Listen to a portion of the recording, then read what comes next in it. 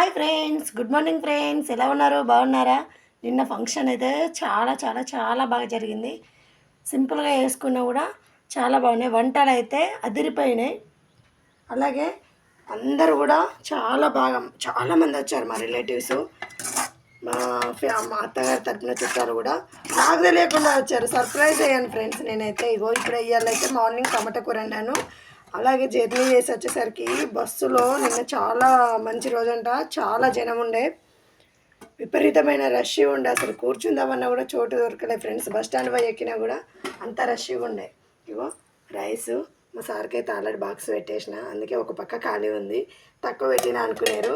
Night అన్నం ఇగో ఫంక్షన్కి పోయి వచ్చినాక అన్నం వండితే అన్నమే తినలేదు. అసలు అన్నం అంతా అలాగే ఉంది ఫ్రెండ్స్.